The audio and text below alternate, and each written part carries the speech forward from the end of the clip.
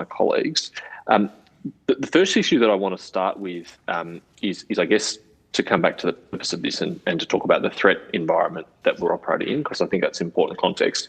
We did discuss that in our first hearing with you, and we also discussed that with some of the independent experts that have appeared before the committee.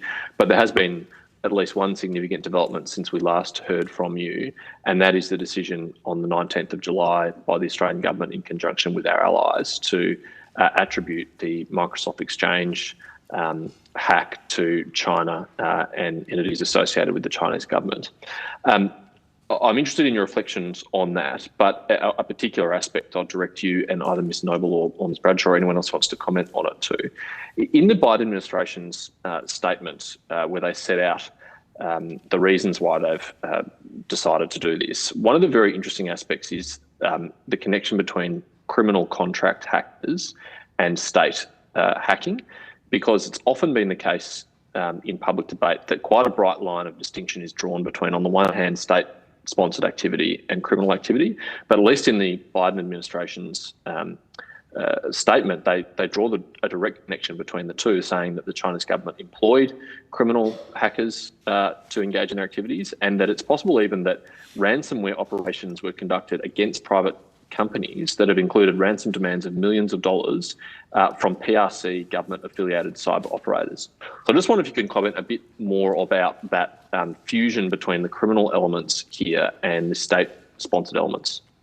Well, the first point to make, Mr Chairman, and obviously I'll invite my colleague, the Director-General, to add any content in relation to operational matters that she might be minded to make, and I know Ms Noble was very closely engaged with and consulted on the preparation of the Australian statement that was released in the name of a number of our ministers. But in terms of the responsibility that I have for policy, legislative and regulatory aspects, the American statement stands on its own legs. It was drafted by the Americans. They were good enough to consult with us prior, and you can imagine, given the way in which the attribution action occurred across the world, it was obviously synchronised and coordinated, and I don't propose or intend to speak in any more detail about how that or why that took place. Suffice to say that we joined with an initiative along with Free Democratic Nations to call out this behaviour. As to the specific, so I guess I'm principally referring you to the Australian statement issued in the name of Ministers Andrews, Dutton and Payne. I think I've got that right, those three ministers. I don't think I've missed anyone. And I believe, Ms Noble, there was some technical advisory information released as well, perhaps not necessarily quite at the same instance, but in relation to that same matter, and the ASD can speak to that. In relation to the blurring or the fusion, or indeed some scholars and experts would contend that this is a manifestation of what sometimes is known as hybrid conflict or grey zone activity. The blurring is really important because unlike a very direct military action, a missile fired from a particular location, it comes out of a silo or it comes out of a missile launcher, that's obviously an act of war. There is obviously clear international law, there's customary practice, and there is a policy framework, which we can debate in other circumstances and at another time about how that action might be responded to, how that action might be deterred, and there are decades, if not centuries, of practice and customary as well as strict international law that surrounds such activities, including the right of a nation to defend itself. In the realm of cyber, whilst the impact on a city of a missile attack would be immediate and terrible and catastrophic, it is at least hypothetically possible, and I don't want to overextend either the analogy to a missile attack nor go into matters that are potentially covering or at least touching on extremely sensitive intelligence information, but just relying on open source literature. If the electricity grid of a large metropolis or the water supply or the gas was either turned off or interfered with, irrespective of either the motive of the actor or indeed who the actor was, or perhaps with whom the actor was in some sort of conspiracy with, a nation would have to consider both the consequences of that action, the immediate, emergency response and the immediate relief to be provided to citizens who have lost power or lost the ability to access water and the like. But also a government would also be faced with something that's relatively new in terms of strategic thought, and that is this actually a military action or the equivalent of a military action, or is this something that is potentially a criminal action which has got the scale of a state action which in the past would have seen military forces deployed? Whilst the remedies to the action might be very different, if it's a criminal group, you go after them using intelligence-led law enforcement operations, and we can perhaps later on go more deeply into ransomware and the activities that criminal groups around the world are undertaking to extort, to steal identities, to pilfer your personal information or pilfer your bank account. That obviously requires a series of remedies. But if that group either is directly under the control of, under the influence of, or in some sort of loose association with a state, and there is the sort of catastrophic cyber strike undertaken on infrastructure that is premised in your question, then governments start to be faced with the dilemma about, well, how do I respond to this? And is it potentially not just simply a significant crime that's been committed, but potentially an act that involves a response in the realm of statecraft? We look obviously very closely, and I'll finish on this point, we look very closely to our colleagues in the intelligence community to give us as much insight as possible as to the vector of the attack. That is, how is the cyber attack mounted, who mounted it, what level of confidence they might have in their identity and their motivation, and most critically, what is indeed the motivation. Where on that spectrum of so-called grey zone activity does it sit? So these are very fraught questions. They're complicated and complex questions, and that's just in the realm of strategic deterrence and statecraft.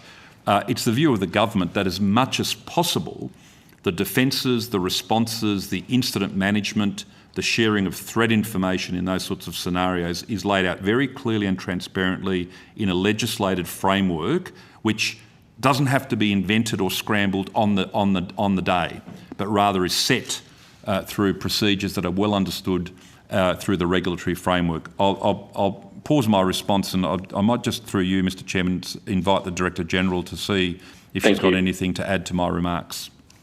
Thanks, Secretary. Thanks, Chair. Perhaps, ASD's role in any of these attributions, shall we say, is simply to provide technical advice and support to the policy agencies and through them to the government, including an assessment about the degree of confidence we have about who the actors were.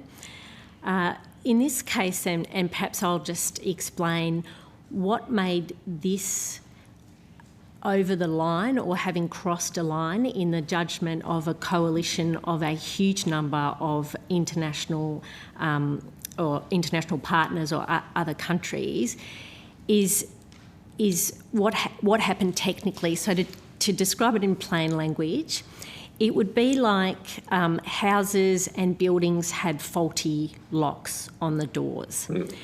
When the Chinese government became aware of those faulty locks on the doors, they went in and they propped all those doors open. What then happens was that there was opportunity for all sorts of criminals, other state actors, you name it, to pour in behind all those propped open doors and get into your house or your building.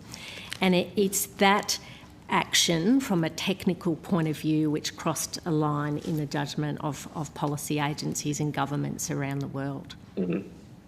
And that's a really important point, because this wasn't just an attack from an attacker to one company, a logistics company or a bank or a supermarket. It was an attack on a software provider who provides software to all of those companies. And so a vulnerability in that is much more dangerous than just a bilateral or peer-to-peer attack on one other company. That's right. And we estimate in Australia that probably around 70,000 entities, companies, businesses in Australia were using the Microsoft Exchange server. So it's an attack at a scale that is extremely large and significant. If I could just very briefly add just on that very point, and I defer the specifics to my colleagues in the Department of Foreign Affairs and Trade. That's also why Australia is actively engaged in the discussion of cyber norms, and through our international engagement. The Australian government's got an international cyber engagement plan that the Foreign Minister oversees.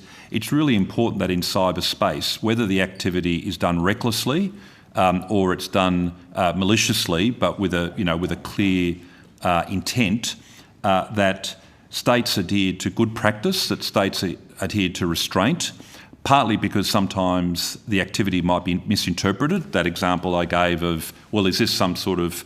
Now, what I'm about to say, Mr Chairman, just to be clear, is not applicable to the circumstance of the attribution that you've asked me about, but just to give you the spectrum of views. If, for instance, an electricity grid or the water supply or a dam or a city's gas was tampered with, it would potentially be reckless insofar as it might give rise to an apprehension that perhaps this is foreshadowing other coercive or indeed violent behaviour. In this circumstance, and this wasn't that, I just want to be clear, but in this circumstance, the activity could be considered to be so reckless, as Ms Noble has said, that it crosses a line of, if you like, what should be an accepted norm, which is if you pry open all the doors, if you pry open all the windows, if you in effect disable all of the burglar alarms, we're all going to be affected. And so such reckless action should not be tolerated as a matter of international and global norms. And that's why the Australian government joined with such a significant coalition of free democratic nations. Okay. So I'll just briefly again on this issue, and then I'll turn to some other issues more directly related to the bill, but I think this context is important. We should never assume then that just because a ransomware software has been used, that a ransom request or demand is made, that there's no state involvement here, that it's not state initiated, that it's not state facilitated, that it's not encouraged or facilitated by a state. It could be the case that ransomware and that kind of activity is in fact encouraged, facilitated, aided, initiated by a state.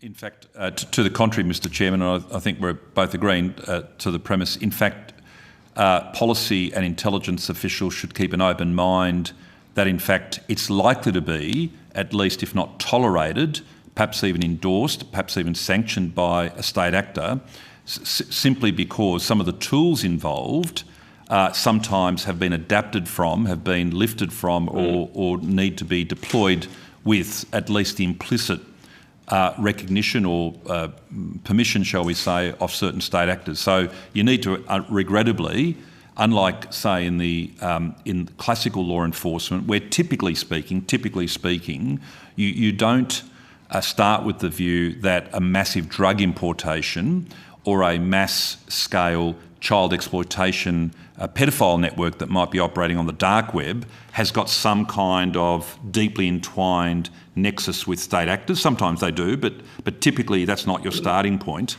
In cyber, the better course, the more prudent course, and I think, Ms Noble, we'd both agree on this point, I suspect, is in fact to start with the opposite supposition, that there's at least a degree of havening or harbouring of such actors, and there are deeper connections between these actors and state actors than you would typically see in relation to some of those other crime types that I mentioned a moment ago. Ms Noble, did you want to add to that? Only to say that that is most certainly our operational experience, and we'll start with what's happened from a technical point of view and then work our way up to better understand if it's important to our technical investigation where it's originated from, which helps us understand actually who might be attacked next. But it is certainly our operational experience that state actors, along with criminals, can look awfully similar in terms of their behaviour in cyberspace. Yeah, thank you. I think that is useful because sometimes the public discussion is quite binary. This was clearly criminal because a ransom request has been made. But moving on from that,